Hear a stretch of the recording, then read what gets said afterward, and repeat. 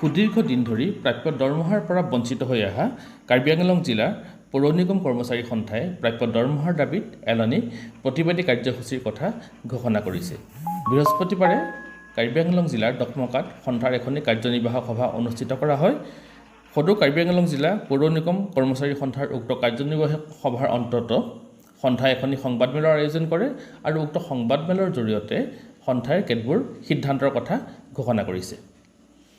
সন্থাৰ নেতৃবৰ্গই সংবাদমেলত ক্ষোভ প্ৰকাশ কৰি কয় যে কাৰ্বি আংলং জিলা আৰু পশ্চিম কাৰ্বি আংলং জিলাৰ অন্তৰ্গত 9খন পৌৰসভাৰ কৰ্মচাৰীসকলে সৰ্বাধিক 84 মাহ পৰ্যন্ত দৰমহাৰ পৰা আজিও বঞ্চিত হৈ আহিছে। সুদীৰ্ঘকাল প্ৰাপ্য দৰমহাৰ পৰা বঞ্চিত হৈ অহাৰ ফলত এইসকল কৰ্মচাৰীয়ে ভীষণ আৰ্থিক সমস্যাৰ লগতে বিভিন্ন সমস্যাৰ সন্মুখীন হৈ আহিবলগীয়া পৰিস্থিতিৰ সৃষ্টি হৈছে। পৰিষদৰ একাংশ কৰ্মচাৰীৰ গাফিলতিৰ বাবেও এইসকল কৰ্মচাৰীয়ে প্ৰাপ্যৰ পৰা বঞ্চিত হৈ অহা বুলি সন্থাৰ নেতৃত্বই ক্ষোভ উজাৰে। আনহাতে প্ৰাপ্য দৰমহাৰ দাবীত সন্থাই অহা 20 জুনৰ পৰা 3টা পৰ্যায়ত কৰ্মবিৰতিৰ জৰিয়তে প্ৰতিবাদ সাব্যস্ত কৰাৰ কথা সংবাদমেলত ঘোষণা কৰিছে। সেই অনুসৰি অহা 20 জুনৰ পৰা সন্থাই 3টা বিভিন্ন পৰ্যায়ত কৰ্মবিৰতি পালন কৰি নিজৰ প্ৰাপ্যৰ দাবীত কৰ্তৃপক্ষৰ বিৰুদ্ধে প্ৰতিবাদ সাব্যস্ত কৰিব। এই সন্দৰ্ভত সন্থাৰ যি মন্তব্য, এই মন্তব্যৰ সবিশেষ আমি দৰ্শকৰ বাবে আগবঢ়াইছোঁ। অহাৰ কাৰণে আমি আপোনালোকক ধন্যবাদ জ্ঞাপন কৰিছোঁ। এতিয়া কথা হ'ল, আমাৰ কাৰ্বি আংলঙত 9খন মিউনিচিপাল বোৰ্ড আছে।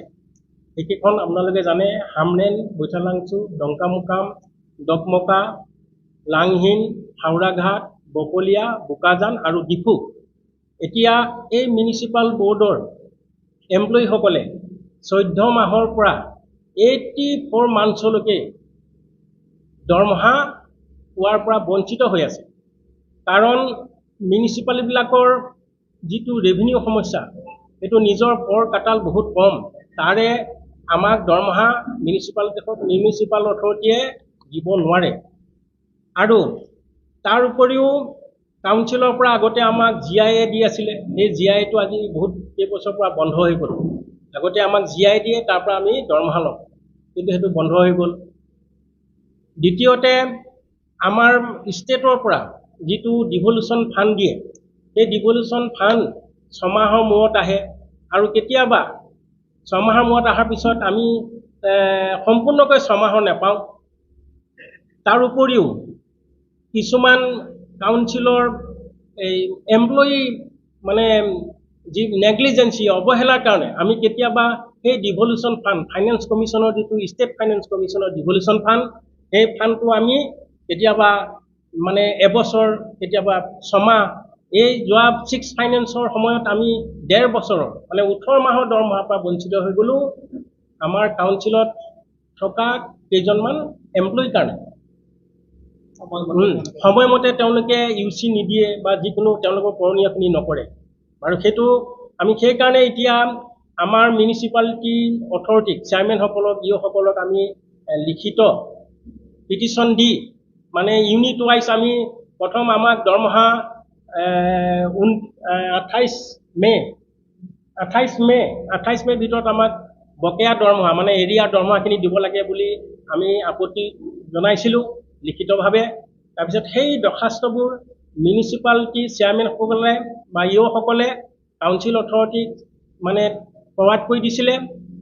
তাৰপিছত আমি 30 মে দিনাখন এখন মিটিং পাতি আমাৰ ডিষ্ট্ৰিক্ট কমিটি মানে যিটো আমাৰ executive committee meeting Diphu municipal বৰ্ডত পতাৰ পিছত আমি CM ছাৰক এই বিষয়ে অৱগত কৰিলোঁ। প্ৰিন্সিপাল ছেক্ৰেটাৰীক কপি দিলোঁ, ডেপুটি ছেক্ৰেটাৰীকো কপি দিছিলোঁ যে আমাৰ বকেয়া মানে এৰিয়াৰ দৰমহাখিনি যিখিনি আমাৰ 14 মাহৰ পৰা 84 মাহলৈকে মানে বাকী আছে, সেইখিনি আমাক দিব লাগে। আৰু আমাৰ মিটিঙৰ 30 মে মিটিঙৰ মাইনাছটো আমি CM ছাৰৰ বাংলোত গৈ দি আহিছিলোঁ যে আমাৰ 15 জুনৰ ভিতৰত, 15 জুন 2026ৰ ভিতৰত আমাক এৰিয়াৰ দৰমহাখিনি দিব লাগে। কিন্তু একো আমাক সঁহাৰি নজনালে, আজিলৈকে আমি একো ৰেছপন্স পোৱা নাই। সেইকাৰণে আমি বাধ্য হৈ আজি এই ডকমকাত 18/6/2026ত আমাৰ এক্সিকিউটিভ মিটিঙৰ আমি সৰ্বসন্মতিক্ৰমে 9খন টাউনৰ প্ৰতিনিধিসকলৰ সৰ্বসন্মতিক্ৰমে আমি কেইটামান সিদ্ধান্ত লৈছোঁ ধৰ্মঘট মানে নন কোঅপাৰেশ্যন কৰ্মবিৰতি হ'ব, সৰ্বাত্মক ধৰ্মঘট।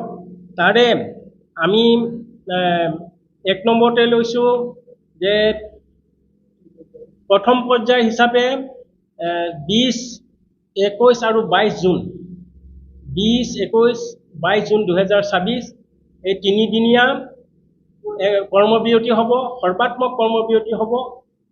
আৰু আমাৰ অফিচ অথচ চুইপিং মানে ঝাৰু মানে চাফাই কৰ্মচাৰীসকলো ষ্ট্ৰাইক কৰিব। তাৰপিছতে আমি অলপ দিন বাট চাম, তেওঁলোকৰ পৰা আমি সঁহাৰি আশা কৰি কাউন্সিল অথৰিটিয়ে আমাক বা CM ছাৰে যদি আমাক কিবা সঁহাৰি জনায় সেইটো আশাৰে বাট চাই আমি কেইদিনমান বাট চাম। তথাপি যদি একো সঁহাৰি নাহে তেতিয়াহ'লে আমি আকৌ দ্বিতীয় পৰ্যায়ত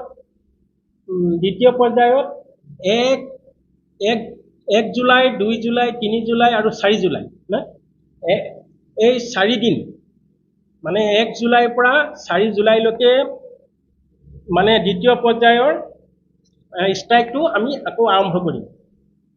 তাৰপিছত আৰু কেইদিনমান আমি বাট চাম, কাউন্সিলৰ পৰা কিবা হায়াৰ অথৰিটিৰ পৰা আমাৰ কিবা সঁহাৰি আহে নেকি।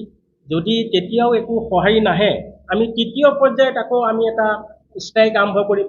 সেই ষ্ট্ৰাইকটো হ'ব 13 জুলাইৰ পৰা 18 জুলাইলৈ। 13 জুলাই 2024 পৰা 18 জুলাই 2024লৈকে সপ্তাহজোৰা কাৰ্যসূচী হ'ব। সম্পূৰ্ণ চাফাই বন্ধ থাকিব, কৰ্মচাৰী